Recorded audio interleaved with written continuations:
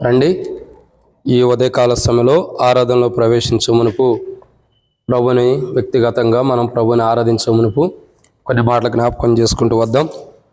దేవుని యొక్క వాక్యాన్ని చూసినట్లయితే ప్రకటన గ్రంథము 4వ అధ్యాయం. ప్రకటన గ్రంథము 4వ అధ్యాయము మొదటి వచనాన్ని మనం ఒకసారి చదువుకుందాం అందరం కలిసి. ప్రకటన గ్రంథము 4వ అధ్యాయం మొదటి వచనం. ఈ సంగతులు జరిగిన తర్వాత నేను చూడగా, అదిగో పరలోకమందు ఒక తలుపు తెరవబడి ఉండెను. మరియు నేను మొదట వినిన స్వరము బోరధ్వని వలె నాతో మాట్లాడగా వింటిని. ఆ మాట్లాడిన వాడు ఎక్కడికి ఎక్కి రమ్ము, ఇక మీదట జరగవలసిన వాటిని నీకు కనపరిచేదని నేను. కాబట్టి దేవుని యొక్క వాక్యాన్ని మనం జాగ్రత్తగా గమనించినట్టు ప్రియులారా, బైబిల్లో కొన్ని విషయాలు మనం జాగ్రత్తగా గమనిస్తున్నాం. ఇప్పటికే దేవుని యొక్క వాక్యంలో మనం చూడగా, నేను చూడగా అదిగో పరలోకం అని యోహాను అంటున్నాడు. కాబట్టి యోహాను చూసిన పరలోకము కానీ ఆ పరలోకం నుండి మనకు కలిగినవి ఏంటన్నది ఇప్పటికి ఎన్ని వారాలు ధ్యానించుకుంటూ వచ్చాం? ఇప్పుడు 3 వారాలైనవి. ఇది 4వ వారం పరలోకం నుండి మనం ధ్యానిస్తున్నాం. ఈ పరలోకం గురించి కొన్ని మాటలు మనం జ్ఞాపకం చేసుకున్నట్లయితే, నేను చూడగా అదిగో పరలోకమని యోహాను సెలవిస్తూ వస్తున్నాడు. యోహాను చూసినటువంటి పరలోకము కానీ ఆ పరలోకం నుండి, లేదంటే మనకి ప్రభు చెప్పినటువంటి విధానంలో చూసినట్లయితే పరలోకం నుండి మనకు కలిగినవి ఏంటంటే బైబిల్లో కొన్ని విషయాలు ఉన్నాయి. వాటిల్లో ఇప్పటికే మనము 3 ఆదివారాలు మనం జ్ఞాపకం చేసుకుంటూ వచ్చాం. ఇప్పుడు ఇది 4వ ఆదివారం, అంటే వచ్చే వారంతో పరలోకము గురించి, పరలోకం నుండి మనకు కలిగినవి ఏంటన్నది అన్నీ ముగించబడదు, కానీ కొంతమేరకు ముగించబడుతుంది. సరే, ఈ యొక్క వాక్య భాగాన్ని మనం ధ్యానించమునుపు ప్రభు నడిపింపు కొరకే చిన్న ప్రార్థన.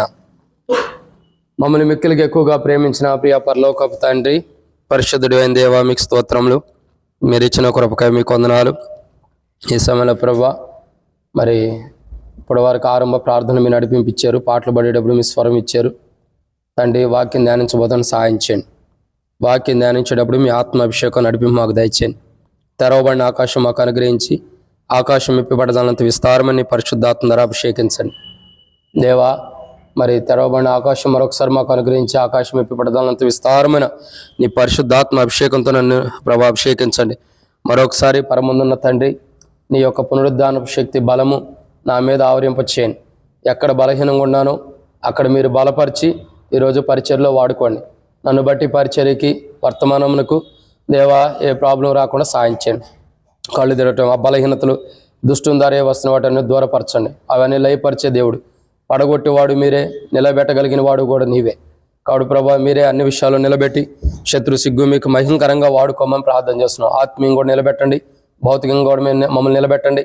ఈరోజు వర్తమానం ద్వారా పరలోకం నుండి మాకు కలిగిన వాటిని మేము చూసుకుంటూ మేము మిమ్మల్ని ఎలా ఆరాధించాలో, ఎలా స్తుతించాలో పరలోకం నుండి ప్రభా మీరు మాకు బయలుపరచమని, వాక్య వెలుగులో మా జీవితాలు సరిచేయమని, మీకే మహిమ ఘనత ప్రభావం తెచ్చుకోమని, నాతో మాతో మీరు మాట్లాడమని ప్రార్థిస్తూ, ఈ యొక్క వాక్యం ద్వారా మాకు ఏం నేర్పించాలనుకున్నారు, ఎట్లు మిమ్మల్ని ఆరాధించాలో మాకు బయలుపరిచి, శత్రు సిగ్గు మీకు మహిమ తెచ్చుకుని మాతో మాట్లాడి అక్కడ తీర్చమని దేవా, వాక్య వెలుగులు మేము ఆరాధించడం కొరకు అవసరమైన మాటలు పరలోకం నుండి అనుగ్రహించమని ప్రభు అయిన యేసుక్రీస్తు నామం పేరిట విశ్వాసంతో స్తుతించి ప్రార్థించి అడిగి పెట్టుకుంటున్నాం తండ్రి, ఆమేన్. ప్రవీణ్, ఈ లైట్ ఎక్కడ పెట్టు, అసలు ఛార్జింగ్ ఉందా లేదా చూడు. దేవుని యొక్క వాక్యాన్ని జాగ్రత్తగా గమనించినట్టు ప్రియులారా, బైబిల్లో కొన్ని విషయాలు మనం జ్ఞాపకం చేసుకుంటూ రావచ్చు. నేను చూడగా అదిగో పరలోకం అని దేవుని యొక్క వాక్యం మనకు సెలవిస్తుంది. పరలోకం నుండి మనకు కలిగినవి ఏంటి? ఇప్పటికే మనం 3 కోణాల్లో మన వాక్యాన్ని ధ్యానించుకుంటూ వచ్చాం. ఇది 4వ కోణాన్ని మనం చూడబోతున్నాం. ఈ 4వ కోణంలో పరలోకం నుండి మనకు కలిగినవి ఏంటంటే, మొదటి మాటను చూద్దాం రండి. దేవుని యొక్క వాక్యాన్ని చూసినట్టయితే అపోస్తలుడైన పౌలు హెబ్రీయులకు రాసినటువంటి పత్రిక, 12వ అధ్యాయం 21వ వచనం. అపోస్తలుడైన పౌలు హెబ్రీయులకు రాసిన పత్రిక 12వ అధ్యాయం 21వ వచనం. అపోస్తలుడైన పౌలు హెబ్రీయులకు రాసిన పత్రిక 12వ అధ్యాయం 25వ వచనం.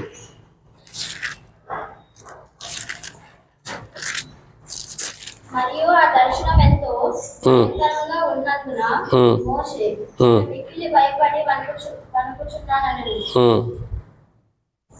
12వ అధ్యాయం 25వ వచనం. మీకు బుద్ధి చెప్పుచున్న వానిని నిరాకరింపకున్నట్లు చూచుకొనుడి. వారు భూమి మీద నుండి బుద్ధి చెప్పు వానిని నిరాకరించినప్పుడు తప్పించుకొనకపోయిన ఎడల పరలోకం నుండి బుద్ధి చెప్పుచున్న వాడిని విసర్జించు మనము తప్పించుకొనపోవట మరి నిశ్చయము కదా. కాబట్టి ఇక్కడ రాయబడిన మాట ఏంటంటే మనము తప్పించుకొనకపోవట నిశ్చయం కదా. కాబట్టి ఇక్కడ మనం దేవుని యొక్క వాక్యాన్ని చూస్తున్నాం. మొదటి కోణాన్ని మనం జాగ్రత్త చూసినట్టు ప్రియులారా, దేవుని యొక్క వాక్యపు వెలుగులో ఇక్కడ రాయబడినటువంటి మాట పరలోకం నుండి మనకు కలిగినది ఏంటి అని అంటే, మొదటిగా మనకు ఒక మంచి బుద్ధి కలిగింది. ఏం కలిగిందండి? బుద్ధి. పరలోకం నుండి మనకు కలిగింది ఏంటి? బుద్ధి. ఆ పరలోకం నుండి మనకి దేవుడు మంచి బుద్ధినిచ్చాడు. ఏమిచ్చాడండి? మంచి బుద్ధి. ఒకప్పుడు దేవుణ్ణి ఎరగక మునుపు, రక్షణ మారుమోసు బాప్తిసం లేనప్పుడు మన బుద్ధి ఎలాంటి బుద్ధి? వంకర బుద్ధి, ఇంకా చెడు బుద్ధి, ఇంకా అయ్యేంటన్నది చెప్పాలక్క. ఏ బుద్ధులు అన్నది చెప్పాలి. వంకర బుద్ధి, చెడు బుద్ధి, ఎన్నో బుద్ధులు ఉన్నాయి మన జీవితాల్లో. అంటే అవి వేరు మళ్ళీ. కాబట్టి ప్రియులారా, దేవుని యొక్క వాక్యాన్ని చూసినట్టయితే ఒకప్పుడు మనం రక్షించబడక మునుపు, మారుమనసు పొందక మునుపు, జీవితం మార్పులోకి రాకమునుపు, సరైన విధానంలో మనం మారుమనసు పొందనటువంటి అనుభవంలో ఉన్నప్పుడు, రక్షణ లేని అనుభవంలో మనం ఉన్నప్పుడు, మన జీవితాన్ని మనం పరీక్షించుకొని చూడగా దేవుని వాక్యం మనకు చెబుతున్నటువంటి మాట ఏంటంటే, దేవుని యొక్క వాక్యం మనకు చెబుతున్న మాట ఏమని రాయబడుతూ వచ్చింది? పరలోకం నుండి మనకు బుద్ధి కలుగుతుందట. అంటే ప్రియులారా, ఎంత గొప్ప ధన్యకరమైన జీవితం చూడండి. బుద్ధి లేని మనం, బుద్ధిహీనమైన మనం, బుద్ధి లేనటువంటి జీవితాన్ని జీవిస్తున్న మనకి పరలోకం నుండి బుద్ధి కలుగుతుంది.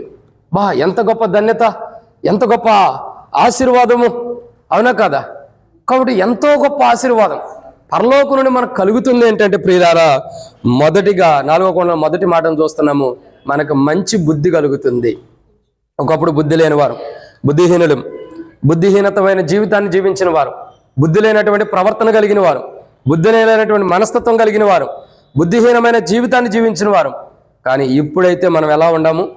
బుద్ధి కలిగిన వారై జ్యోతుల వలె ప్రకాశించేవారుగా మనం ఉండాం. కారణం ఏంటి? ఒకప్పుడు పరలోకం నుండి మనకు కలిగిన దర్శనము, ఆ పరలోకం నుండి మనకి బుద్ధి చెప్పబడింది.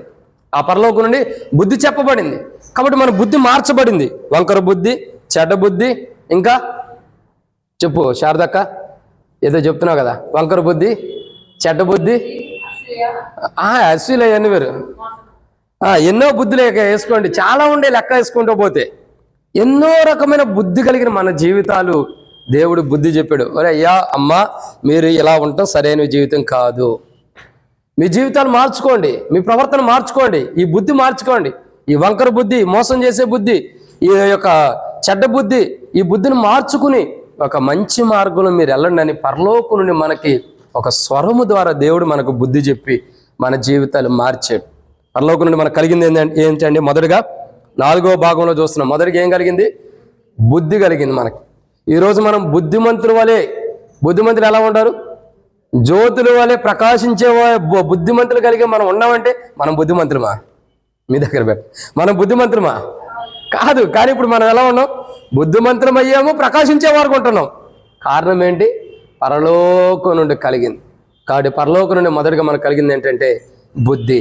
ఆ బుద్ధి ద్వారా మనం ప్రకాశించేవారు ఉంటున్నాం. ఇక రెండోదిగా పరలోకం నుండి, నేను చూడగా అదిగో పరలోకం అని యోహాను అంటున్నాడు. పరలోకం నుండి రెండోదిగా మనకు కలిగింది ఏంటంటే, రండి దేవుని యొక్క వాక్యాన్ని చూద్దాం. 2వ మాట, అపోస్తలుడైన పౌలు హెబ్రీయులకు రాసిన పత్రిక 6వ అధ్యాయం 4వ వచనం. అపోస్తలుడైన పౌలు హెబ్రీయులకు రాసిన పత్రిక 6వ అధ్యాయం 4వ వచనం.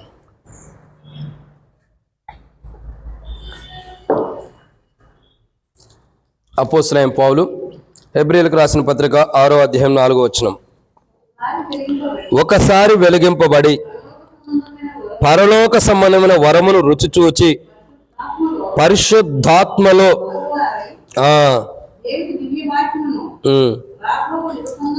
చాలక్క. కాబట్టి రెండోదిగా పరలోకం నుండి మనకు కలిగింది ఏంటి? మొదటిగా పరలోకం నుండి ఏం కలిగిందండి? బుద్ధి కలిగింది. ఒకప్పుడు బుద్ధి లేని వారిని, ఎలాంటి బుద్ధి కలిగిన వారు? ఒకప్పుడు చెడ్డ బుద్ధి, చెడ్డ బుద్ధి అన్నీ అంటే అవి ఏంటో చెప్పాలి. చెడ్డ బుద్ధి, వంకర బుద్ధి, ఇప్పుడు చెప్పలేము, కానీ టైం వచ్చినప్పుడు ఆటోమేటిక్గా అయ్యే బయటకు వస్తాయి మనలో నుండి.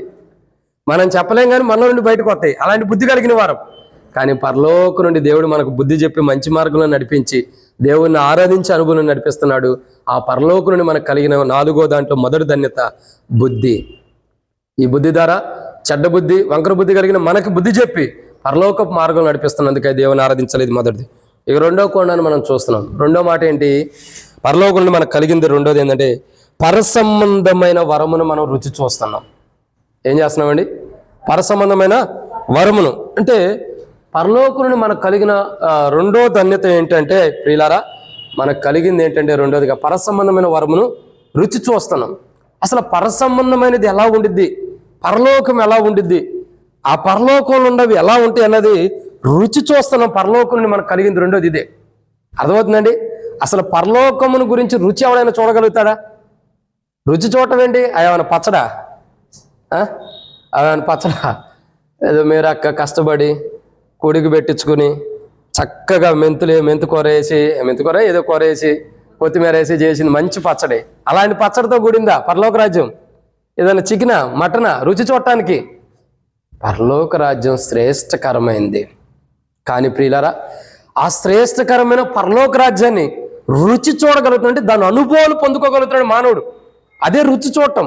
పరలోకం నుండి మనకు కలిగిన రెండో ధన్యత ఏంటంటే పరలోకమును గురించినటువంటి పరలోక సంబంధమైన వరముని మనం ఏం చేస్తున్నాము? రుచి చూస్తున్నాం. ఆ పరసంబంధమైన వరాల్ని మనం రుచి చూస్తున్నాం. అసలు పరలోకంలో ఎలాంటి వరాలు ఉన్నాయో, ఎలాంటి వరములు కలిగి ఉన్నాము, ఎలాంటి వరాలు మన కొరకే దేవుడు సిద్ధపరిచాడు, ఆ వరములన్నిటిని కూడా భూమి మీద ఏం చేస్తున్నాము? రుచి చూస్తున్నాం. రెండోదిగా పరలోకం నుండి మనకు కలిగింది ఏంటంటే, ఒకటి పరలోకం నుండి ఏం కలిగింది?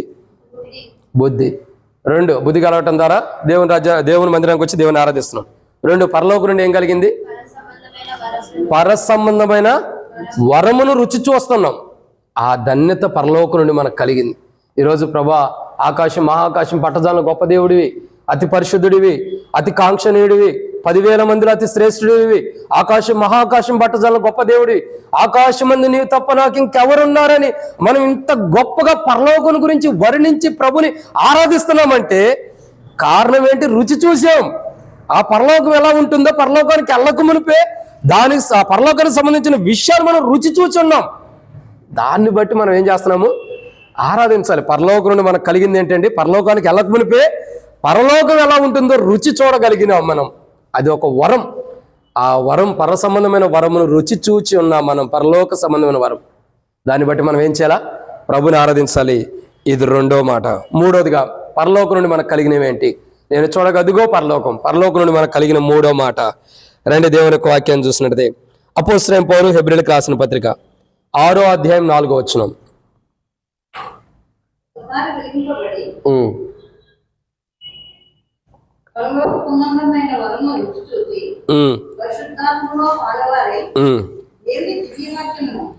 చాలా అక్కడ వరకు ఆగండి.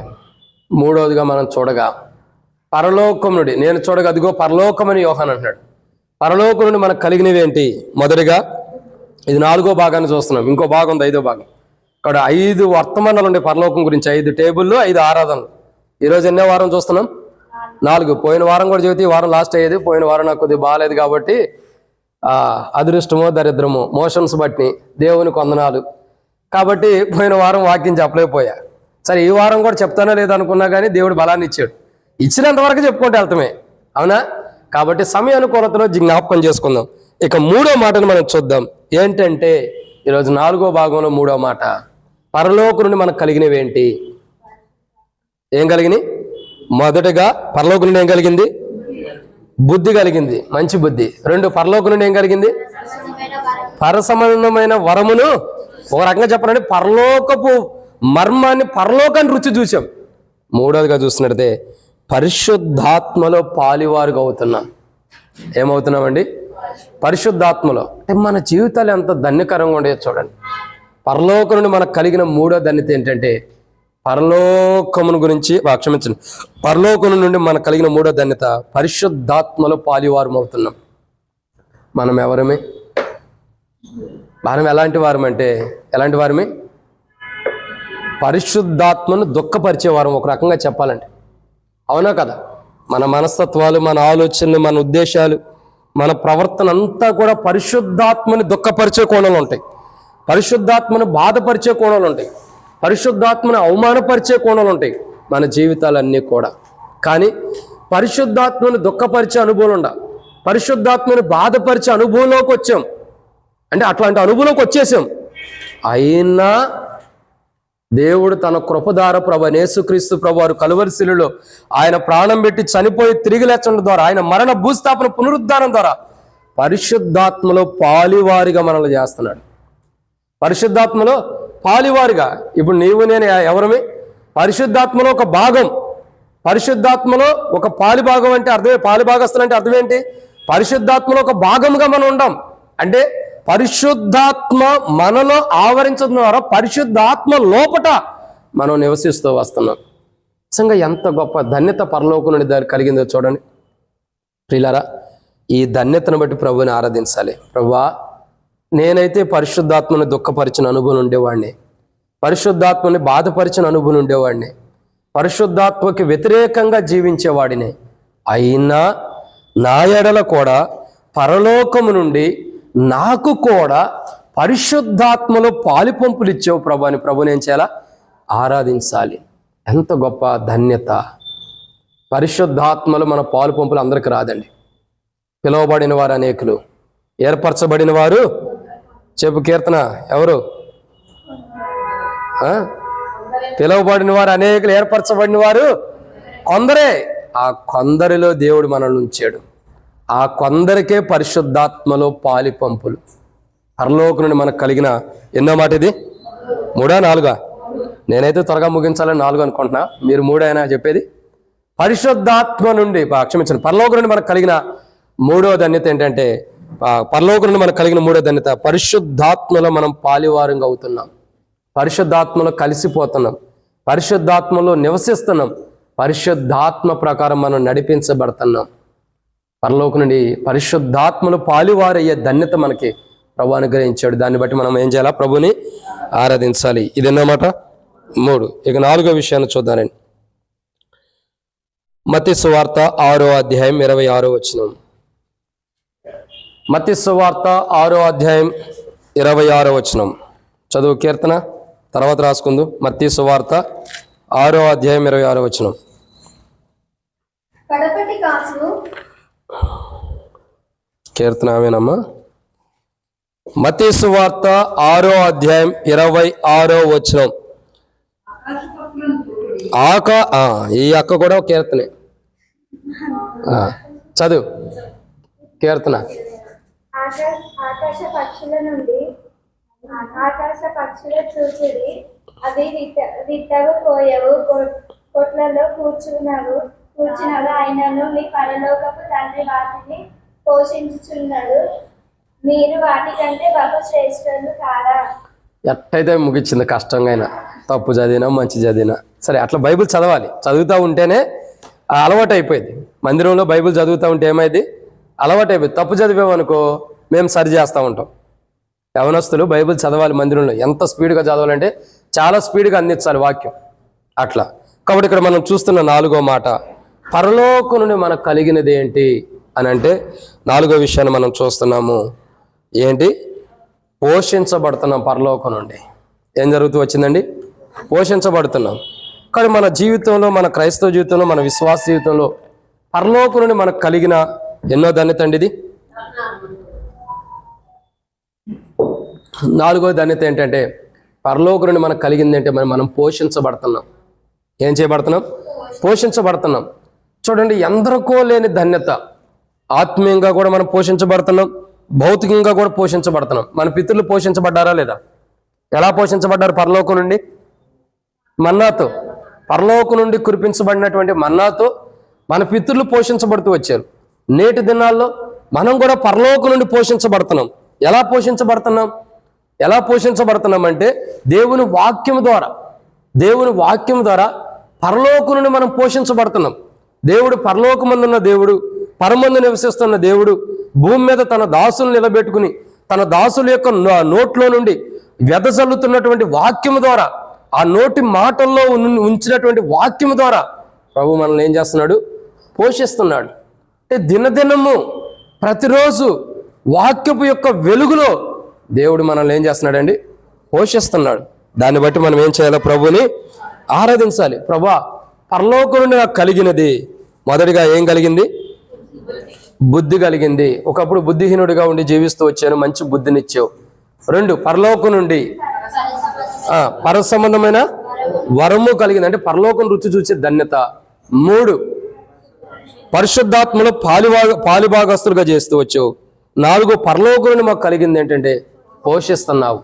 ఆనాడు మా పితరుల్ని ఎలాగైతే పోషిస్తూ వచ్చావో, అరణ్యంలో 40 సంవత్సరములు మన్నా చేత ఎలాగైతే పోషిస్తూ వచ్చావో, నేటి దినాల్లో ప్రభా నన్ను, నా కుటుంబాన్ని, నా యొక్క కుటుంబీకుల్ని, ఆత్మీయ కుటుంబీకుని కూడా వాక్యపు వెలుగులో ప్రతిరోజు పరలోకం నుండి నువ్వు పోషిస్తూ వస్తున్నావు ప్రభా అని ప్రభుని ఏం చేయాలా?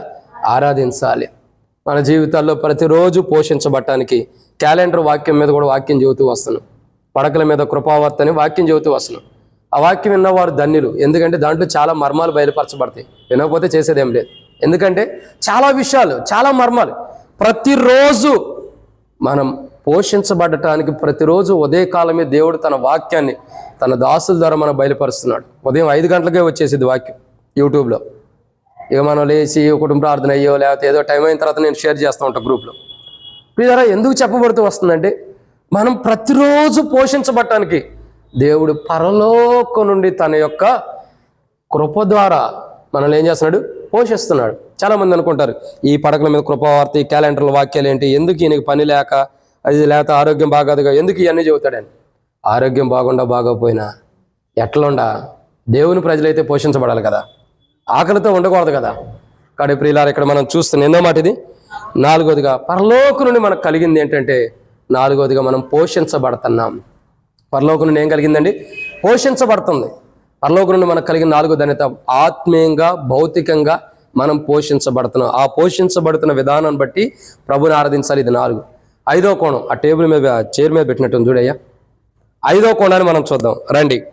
పరలోకం నుండి మనకు కలిగినవి ఏంటి? 5వ మాట, దేవుని యొక్క వాక్యాన్ని జాగ్రత్తగా గమనించినట్లయితే అపోస్తలుడైన పౌలు కొరింథీయులకు రాసిన మొదటి పత్రిక 15వ అధ్యాయం 49వ వచనం.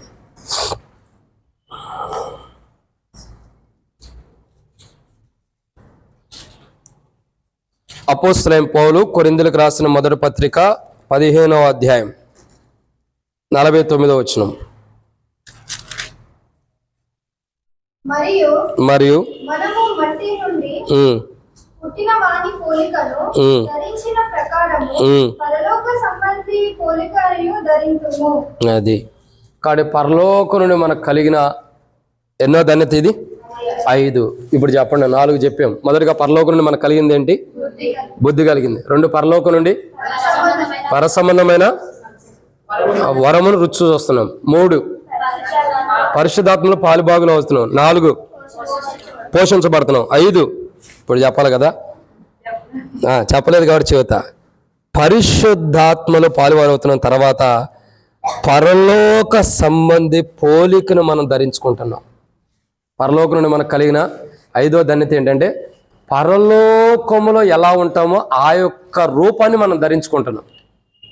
పరలోకంలో ఎలా ఉంటామండి? పరలోకంలో ఎలా ఉంటాం తెలుసా ఎవరికైనా? పరలోకంలో ఎలా ఉంటాము? సరే, మనం చనిపోయిన తర్వాత, మరణ భూస్థాపన అయిన తర్వాత ప్రభు వస్తే మృతులైన వారు లేపబడుతున్నారు. ఎలా లేపబడుతున్నారు? మరి అంతే కదా. పరలోకంలో మనం ఎలా ఉంటాం? మహిమ కలిగిన వారికి, మహిమ గల శరీరంతో ధరించుకున్న వారికి ఉంటాం.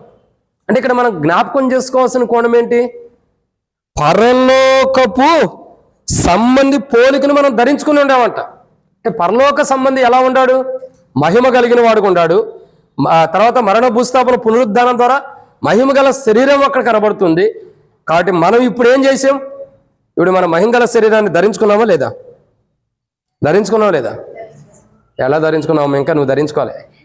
యేసుక్రీస్తు ప్రభువారిని ఎవరైతే రక్షణ పొంది, మారుమూసి పొంది, బాప్తిసం తీసుకుని యేసుక్రీస్తు ప్రభువారితో పాటు చనిపోయి సమాధి చేయబడి తిరిగి లేచిన అనుభవం ఎవరిలో వచ్చిందో, అంటే బాప్తిసం యొక్క అనుభవాలు ఎవరైతే ఉన్నారో వాళ్ళు పరసంబంధమైన ప్రభుతో పాలిభాగస్తులుగా ఆయన ధరించుకున్న అనుభవం. ఒక రకంగా చెప్పాలంటే ఇక్కడ రాయబడిన మాట ఏంటి? పరలోక సంబంధి పోలికను ధరించుము. ఎలా ధరించుకుంటున్నాము? మరణ భూస్థాపన ద్వారా. అంటే క్రీస్తుతో పాటు చనిపోయి క్రీస్తుతో పాటు లేపబడి ఈ అనుభవం మన జీవితాల్లోకి రావటం ద్వారా ఏం జరుగుతుందంటే, అంటే మరణ భూస్థాపన అంటే క్రీస్తుతో పాటు చనిపోయి తిరిగి లేపబడిన ఆ యొక్క బాప్తిస్మం యొక్క అనుభవం ద్వారా మన జీవితాలకు ఏమవుతున్నాయి అండి? చెప్పండి, మన జీవితాలకు ఏమవుతున్నాయి? ఇక్కడే రాయబడుతూ వచ్చింది కదా, పరలోక సంబంధి పోలికను మనము ధరించుకున్నాం. ఇప్పుడు మనం ఎవరమే? అందుకే ఒక మాట పౌలు అంటాడు, ఇక జీవించేవాడు నేను కాదు, నా యందున్న క్రీస్తే. వాక్యం కరెక్ట్గా చెప్పాలి. ఇక నేను కాదు జీవించేవాడు, నేను కాదు, నా యందున్న క్రీస్తే జీవిస్తున్నాడు. అంటే అర్థం ఏంటి? ఇక నేను లేను, నేను ధరించుకున్న వాడిని ప్రకారం, నేను ఎవరిని ధరించుకున్నానో ఆయనలా జీవిస్తున్నా. అంటే పౌలు ధరించుకుంది ఎవరిని?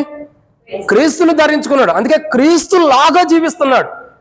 అందుకే పౌలు అంటాడు, నేను క్రీస్తును బోలి నడుచుకున్న ప్రకారం మీరు నన్ను బోలి. కాబట్టి ఇక్కడ ఎన్నో మాట అండి ఇది? 5వదిగా దేవుని యొక్క వాక్యాన్ని చూసినట్టయితే పరలోకం నుండి మనకు కలిగింది ఏంటంటే 5వ మాట, పరలోక సంబంధి పోలికను మనము ధరించుకున్నాం. అంటే ప్రభు యొక్క పోలికని, ప్రభు యొక్క స్వరూపాన్ని మనం ధరించుకున్నాం. ఇదే 5. ఇక 6వ విషయాన్ని చూద్దాం రండి. అపోస్తలుడైన పౌలు హెబ్రీయులకు రాసిన పత్రిక 8వ అధ్యాయం 5-6 వచనాలు.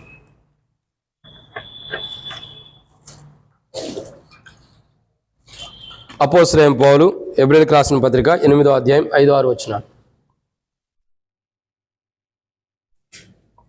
మోషే గుడారము అమర్చబోయినప్పుడు కొండ మీద నీకు చూపబడిన మాదిరి చొప్పున సమస్తమును చేయుటకు జాగ్రత్త పడుడు అని దేవుని చేత హెచ్చరింపబడిన ప్రకారము ఈ యాజకులు పరలోక సంబంధమగు వస్తువుల ఛాయారూపమైన గుడారమునందు సేవ చేయుదురు. చాలు. పరలోకుని మనకు కలిగిన ఎన్నోదండి ఇది? 6వదిగా ఛాయారూపకమైన గుడారం ముందు ఏం చేయబోతున్నాం? మనం సేవ చేస్తున్న వారు గుండా సేవ చేస్తున్నాం. అదే మాట పేతురు అంటాడు, క్షమించండి, అపోస్తలుడైన పౌలు హెబ్రీయులకు రాస్తూ అంటాడు 8వ అధ్యాయంలో 5-6 వచనాలు ఏమంటున్నాడు? కొండ మీద నీకు చూపింపబడిన మాదిరి చొప్పున సమస్తము చేయడం జాగ్రత్త పడము అని దేవుని చేత హెచ్చరింపబడిన ప్రకారము ఈ యాజకులు పరలోక సంబంధమగు వస్తువుల ఛాయారూపకమైన గుడారమందు. పరలోకం నుండి మనకు కలిగిన 6వ ధన్యత ఏంటంటే ఛాయారూపకమైన గుడారంలో సేవ చేస్తున్నాం. పరసంబంధమైనట్టు పరలోక సంబంధమగు వస్తువుల ఛాయారూపకమైన గుడారం ముందు మనం ఏం చేస్తున్నాం? సేవ చేస్తున్నాం. దేవుని మందిరంలో ఒక వ్యక్తి సేవ చేస్తున్నాడంటే అది దేవుని యొక్క పరలోకానికి సంబంధించింది, పరలోకమునకు సంబంధించిన అనుభవమే. కడుప్రియులారా, దేవుని యొక్క వాక్యాన్ని చూసినట్టే బైబిల్లో రాయబడినటువంటి 6వ మాట, పరలోకం నుండి మనకు కలిగింది ఏంటంటే పరలోక వస్తువులు ఏవైతే ఉండేవో వాటికి మనం ఏం చేస్తున్నాము? పరలోక సంబంధ వస్తువులు ఛాయారూపకమైన గుడారమందు సేవ చేస్తున్నాం. అంటే పరలోకమున నిమిత్తం పరలోకములో ఎలాంటి సేవ దేవదూతలు చేస్తున్నారు, ఎలాంటి పరిచర్య దేవదూతలు చేస్తున్నారు, అట్టి పరిచర్యలో భూమి మీద దేవుడు మనకు ధన్యత ఇచ్చాడు. అట్టి పరిచర్య చేసే ధన్యత క్రీస్తులో దేవుడు మనకిచ్చాడు. నిజంగా మన జీవితాలు ఎంత గొప్పగా చెప్పండి, ఎంత ఆశీర్వాదకరమని, ఎంత దీవెనకరమని. పరలోకములోనే సేవ చేసే అంత ధన్యత దేవుడు మనకిచ్చాడు. పరలోకం నుండి మనకు కలిగినది ఏంటంటే ఇక్కడేమో పరలోకానికి ఛాయారూపకమైనవి, అంటే పరలోకం ఎలా ఉంటుంది అన్నటువంటి ఛాయారూపకమైన వాటిలో సేవ చేస్తున్నాం మనం. కానీ ఇక్కడ సేవ చేసేవాడు పరలోక సంబంధమైన దేవుని ఎదుటి కూడా సేవకుడే. కానీ ఇక్కడ మనం చూస్తున్న 6వ మాట, పరలోక సంబంధమైన వస్తువుల ఛాయారూపకమ గుడారమందు సేవ చేస్తున్నాం. అంటే పరలోకపు గుడారమందు మనం ఏం చేస్తున్నాం? సేవ చేసేవారు ఉన్నాం. దేవుని మందిరంలో ఒక పని, ఒక పరిచర్య దేవుడు మనకి ఇచ్చినప్పుడు ఇది నాకు ఇవ్వలేదు, నాది కాదని మనం అనుకోకూడదు. దేవుడు ఒక పరిచర్య నీకు నాకు ఇచ్చాడంటే, ఆ సమయానికి దేవుడు అనుమతించాడంటే అది ఎలాంటిదో తెలుసా? పరలోక సంబంధమైన వస్తువులకు ఛాయారూపకమైన గుడారమందు నువ్వు సేవ చేస్తున్నట్లే. ఈ గుడారంలో కాదు, ఈ ఇంటిలో కాదు, ఈ యొక్క హాల్లో కాదు. ఎక్కడ సేవ చేస్తున్నట్టు? పరలోక సంబంధమైన ఛాయారూపకమైన అంటే మాదిరికరమైనటువంటి ఇలా ఉంటుంది పరలోకం అని ఓ మాదిరి మనం చూపిస్తాం కదా. ఇంకా ఎగ్జాంపుల్ చెప్పమంటారా? ఒక బిల్డింగ్ మనం కట్టుకోవాలి, మనకు కాదు కానీ బిల్డింగ్ కాదు కానీ ఒక మాట చెబుతా. ఒక ఎయిర్పోర్ట్ కట్టాలనుకోండి. ఎయిర్పోర్ట్ కట్టాలనుకున్నప్పుడు ఎయిర్పోర్ట్ అంటే ఏంటి? విమానాశ్రయం కట్టాలనుకోండి. అప్పుడు ఏం చేస్తారు ఇంజనీర్స్? చెప్పాలి, ప్లాన్ వేస్తారు. ఎలాంటి ప్లాన్ వేస్తారు? వాళ్ళు ప్లాన్ వేసేది పేపర్ల మీద వీటి మీద వేయరు. విమానాశ్రయం కట్టాలనుకున్న వాళ్ళు డైరెక్ట్గా వాళ్ళు అసలు ఎలాంటి విమానాశ్రయం కట్టాలనుకున్నారు, ఎయిర్పోర్ట్ కట్టాలనుకున్నారు అన్నది, ఏ కోణంలో ఎక్కడేమి ఉండాలి, ఎలా ఏమి అమర్చాలన్నది మొత్తం కూడా బొమ్మలతో సెట్ చేసి పెడతారు. ఇంకా దాని మీద ఏం చేస్తారు తెలుసా? ఓ చిన్న ఫ్లైట్ పెట్టి దాని రన్వే కూడా రన్నింగ్ చేపిస్తారు. ఏది చిన్న ప్లాట్ఫామ్ మీద, దాని మీద రన్వే మీద ఏం చేస్తారు? ట్రైల్ వేస్తారు. ఇది ఎట్లా వెళ్ళిద్ది, ఇట్లా ఫ్లైట్ ల్యాండ్ అయ్యిద్ది, ఇట్లా టేకప్ అయ్యిద్ది, ల్యాండ్ అయ్యిద్ది అని చెప్పి దాన్ని ఒక ట్రైల్ చూపిస్తారు మనకి. ఆ తర్వాత అందరూ ఓకే అంటే, కేంద్రం ఓకే అంటే, అందరూ ఓకే అంటేనే ఆ యొక్క నమూనాని స్టార్ట్ చేస్తారు కట్టడానికి. లేకపోతే దాన్ని ఆపేస్తారు. అంటే ఒక నమూనా ఇస్తారు, ఇలా ఉండిద్ది అంటే ఇలాంటి దాన్ని మనం కట్టబోతున్నామని. మనం కూడా పరసంబంధమగు వస్తువులకు ఛాయారూపకమైన గుడారం మందు మనం ఏం చేస్తున్నాము? సేవ చేస్తున్నాం. ఎంత గొప్ప ధన్యత! రూపం నమూనా ఇచ్చేసాడు దేవుడు, పరలోకం ఇలా ఉంటుందని. ఆ పరలోకమునకు మనం ఏం చేస్తున్నాం? సేవ చేస్తున్న ధన్యత క్రీస్తులో దేవుడు మనకి ఇచ్చాడు. దీన్ని బట్టి మనం ఏం చేయాలి? దేవుణ్ణి ఆరాధించాలి. ప్రభా, పరలోకమందు ఛాయారూపకమైన గుడారు మందు సేవ చేసే ధన్యత ఈ భూమి మీద నాకు ఇచ్చావు ప్రభా అని ప్రభుని ఆరాధించేద్దాం. ఇది 6. ఈ 7వ విషయాన్ని చూద్దానండి. టైం అయిపోయింది, త్వరగా ముగిస్తామని చెప్తున్నాం కాబట్టి త్వరగా. అపోస్తలుడైన పౌలు కొలస్సీలకు రాసిన పత్రిక 4వ అధ్యాయం 1వ వచనం. అపోస్తలుడైన పౌలు కొలస్సీలకు రాసిన పత్రిక 1వ అధ్యాయం 4వ వచనం. క్షమించండి, 4వ అధ్యాయం 1వ వచనం.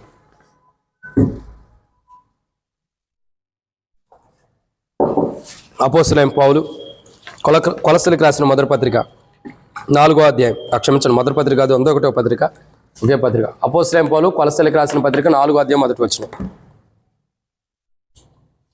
యజమానులారా, పరలోకములో మీకును యజమానుడు ఉన్నాడని ఎరిగి న్యాయమైనదియో ధర్మానుసారమైనదియో ఈ దాసుల ఎడల చేయుడి. కాబట్టి ఇక్కడ చూస్తున్న చివరి మాట, పరలోకమందు, పరలోకం నుండి మనకు కలుగుతున్న ఎన్నో మాట అండి ఇది? 7వదిగా అపోస్తలుడైన పౌలు కొలస్సీలకు రాసిన పత్రిక 4వ అధ్యాయం 1వ వచనం ఏమని రాయబడుతూ వచ్చింది? యజమానులారా, పరలోకంలో మీకును యజమానుడు ఉన్నాడని ఎరిగి న్యాయమనేది ధర్మానుసారమైనది మీ దాసుల ఎడల చేయుడి. అంటే పరలోకం నుండి మనకు కలిగిన ఎన్నోదండి ఇది? 7వది ఏంటంటే ఒక యథార్థమైన ప్రవర్తన ఎట్టిదో మనం కలిగి ఉంటున్నాం. పరలోకం నుండి ఏం కలుగుతుందండి? యథార్థమైన ప్రవర్తన ఎట్టిదో మనం కలిగి ఉంటున్నాం. ఒకప్పుడు ఈ పరలోకం నుండి యథార్థమైన ప్రవర్తన మనం కలిగి ఉండక మునుపు అసలు మంచి ప్రవర్తన ఏంటో చెడ్డ ప్రవర్తన ఏంటో మనకు తెలియదు. అసలు మంచి ప్రవర్తన కలిగి ఉండటం ఏంటో మనకు తెలియదు. కాబట్టి పరలోకం నుండి మనకు కలిగిన 7వ ధన్యత ఏంటంటే, 7వ ధన్యత ఏంటి? ఒక యథార్థమైన ప్రవర్తన ఎట్టిదో మనం తెలుసుకోగలిగాం. ఆ ప్రవర్తన కలిగి ఉంటున్నాం. జ్యోతక్క, నైట్ ఏమన్నా ప్యాకింగ్ ఏమైనా చేశారా పట్ల? మరి అన్న నిద్రపోతున్నాడు. కాబట్టి దేవుని యొక్క వాక్యాన్ని చూసినట్టయితే బైబిల్ రాయబడుతున్న 7వ మాట ఏంటి?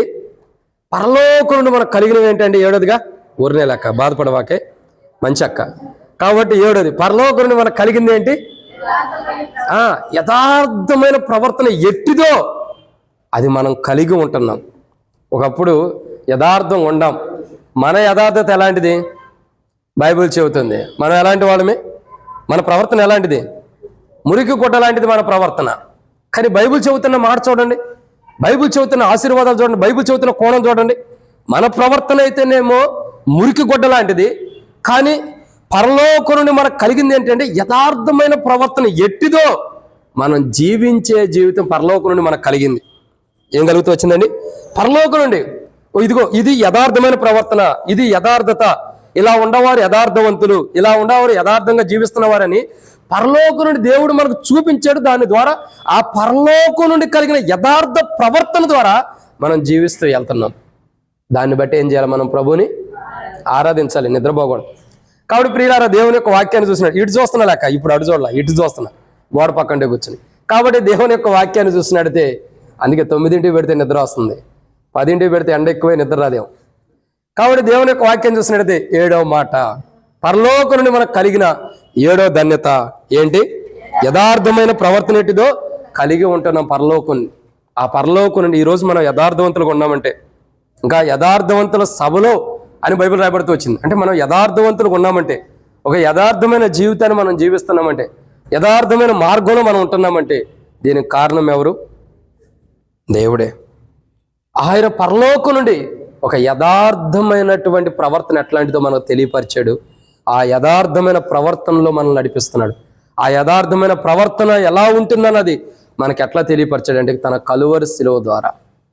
ఆ కలువరి శిలువలో ఆయన మరణించి చనిపోయి తిరిగి లేచడం ద్వారా, ఆ కలువరి శిలువలో ఆయన అవమానాలు నిందలు భరించడం ద్వారా, ఆ కలువరి శిలువలో ఆయన పొందిన గాయములు పంచగాయముల ద్వారా, ఆ కలువరి శిలువలో ఆయన దేహం పంచగాయం నుండి చిందించబడిన రక్తము ద్వారా, ఆ కలువరి శిలువలో దున్నబడినటువంటి దేహము ద్వారా, ఆ కలువరి శిలువలో ఆయన ఏదైతే బాధని వేదనని భరిస్తూ వచ్చాడో, ఆయన ఏదైతే అన్యాయపు తీర్పు నొందిన వాడుకుంటాడో, దానిని బట్టి ఆయన యథార్థ ప్రవర్తన ఏంటన్నది మనకు బయలుపరచబడింది.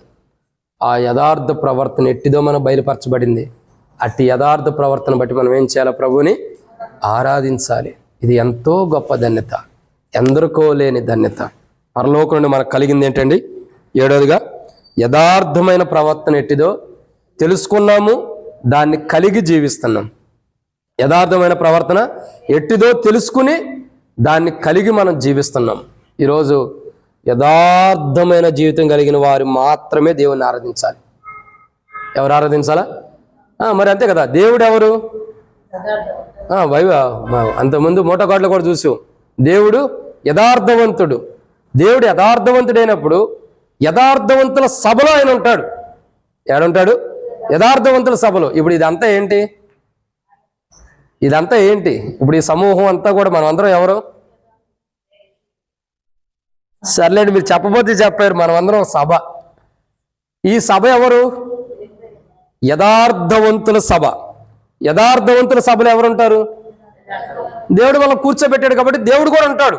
మరి యథార్థవంతుల సభలో దేవుడు మనల్ని యథార్థవంతులు కూర్చోబెట్టినప్పుడు యథార్థవంతుల సభలో మనం దేవుడిని ఏం చేయాలా? కృతజ్ఞతాస్తుతులు చెల్లించేదను అని బైబిల్లో రాయబడుతూ వచ్చింది. యథార్థవంతుల సభలో మనం ఏం చేయాలి? దేవునికి కృతజ్ఞతాస్తుతులు చెల్లించాలి. అది గొప్ప ధన్యత, గొప్ప ఆశీర్వాదం. కాడి ప్రియులారా, ఈ ఉదయకాలం పడకల మించి లేవడంతోనే క్షమించండి, ఈ ఉదయకాలం సమయంలో దేవుని సన్నిధిలోకి వచ్చిన మన జీవితాల్లో ఎన్నో ఆశీర్వాదాలు, ఎన్నో దీవెనలు మనం పొందుకున్నాం. ఉదయం లేచాం, పడకల మించి లేచాం, ప్రభు సన్నిధిలోకి రావడానికి సిద్ధపడ్డాం, త్వరగా సిద్ధపడి వచ్చాం. దేవుని మందిరము 9 గంటలకు ఆరంభించబడుతుంది. సేవకుడు ఉండాడో లేదో, ఉంటే 9ంటికి ఆరంభిస్తాడు, లేకపోతే 10 అయినా ఆరంభించరు. ఎట్టగొట్టలే అని చెప్పి సిద్ధపడి త్వరగా బయలుదేరి వచ్చారు. ఏడకొచ్చి నిద్రపోతున్నారు. దేవునికి వందనాలు.